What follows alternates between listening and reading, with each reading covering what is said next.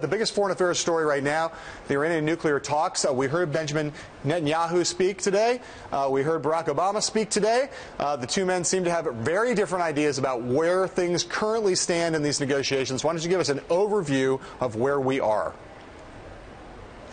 Well, I think they agree on where they stand. Where they disagree is whether we're standing in a place that's sustainable.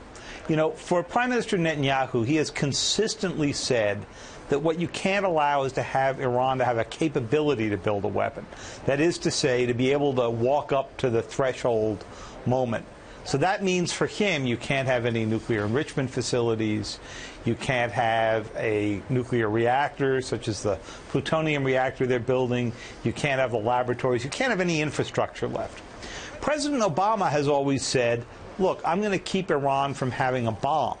But the only way to do that is to allow them to have some level of infrastructure, because they're not going to give up everything. And legally, under the Nuclear Non-Proliferation Treaty, they probably do have the right to have some enrichment capacity.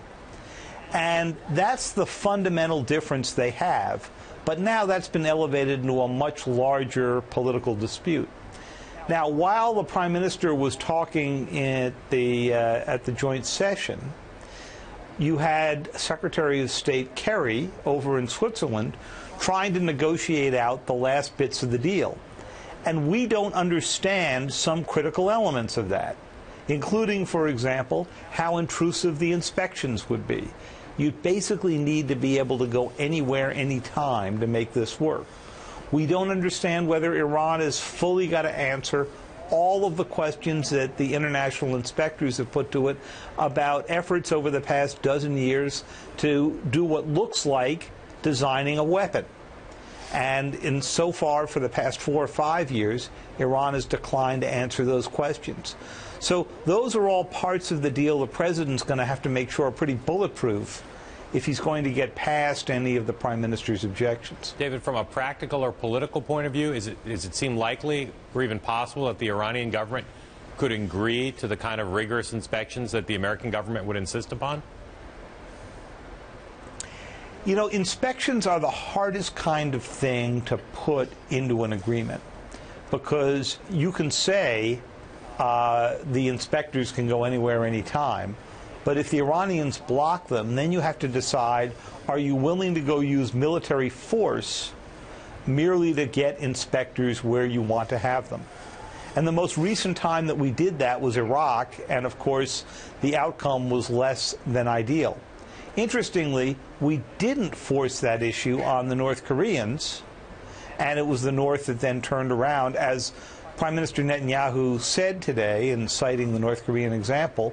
And even though inspectors believed they were moving plutonium to a place where they could build a weapon, we didn't do anything. We were busy invading Iraq at the time to actually force an opening that would have shown that weapons construction. And a few years later, of course, the North Koreans set off a nuclear weapon, or at least a nuclear test. So the issue is, do you go the Obama route, which is have as full inspection as you can get away with for 10 years, or do you go the Netanyahu route and insist on a maximalist position that they can't have any facilities? And is there any space in between those two? And President Obama's argument is the only space between those two is a military attack, and even that would only buy you a few years. David, we know where Prime Minister Netanyahu stands about these current talks. We know sort of where President Obama stands. He has various views about how likely it is they can get a deal that even the U.S. would accept. What's your sense of where Iran is right now relative to where these talks stand, and what their psychology is relative to the end game here? Well, there are different Iranian positions depending on who you talk to. President Rouhani and the chief negotiator in these talks, Javad Zarif, who's the foreign minister, clearly very much want a deal. And Rouhani was elected on a platform of getting rid of those sanctions, which have kept Iran from shipping a good deal of its oil, cut them off from world financial networks, and has made young Iranian people feel like they can't leave the country, come to study in the United States, do all those things that citizens of a normal nation could do.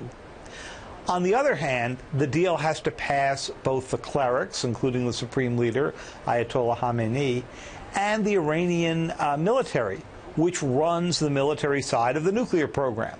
And so just as President Obama has got to go negotiate with the Republican Party on this, President Rouhani has got to go argue with the supreme leader and the military leadership. And so, if there are anywhere, any place, anytime inspections, I suspect there'll be a lot of generals in Tehran who say, no way, we're not allowing that. It'll be used by the Americans to get on every one of our military bases for whatever reason they want.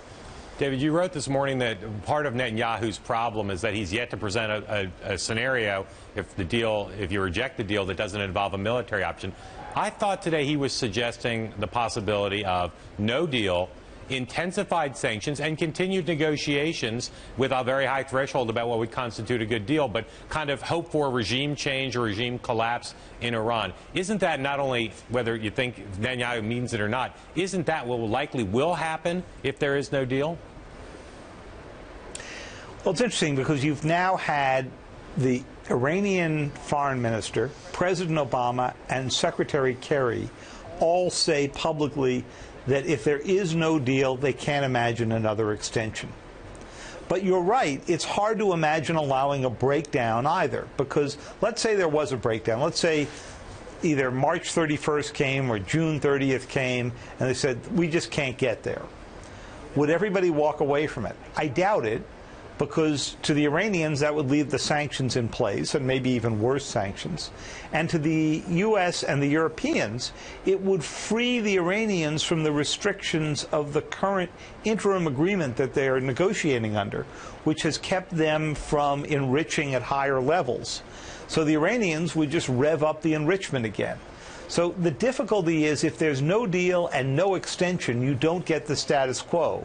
You get a reversion to Iran racing for greater capability and the U.S. and its allies ramping up the sanctions.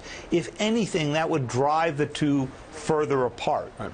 And that's why there's pressure on now to strike a deal, a basic framework by the end of this month, and the final agreement by the end of June. David, you're both a betting man and a great student of American politics, so I want you to answer me a two-part question. One, what do you think the percentage likelihood is that a deal will get struck?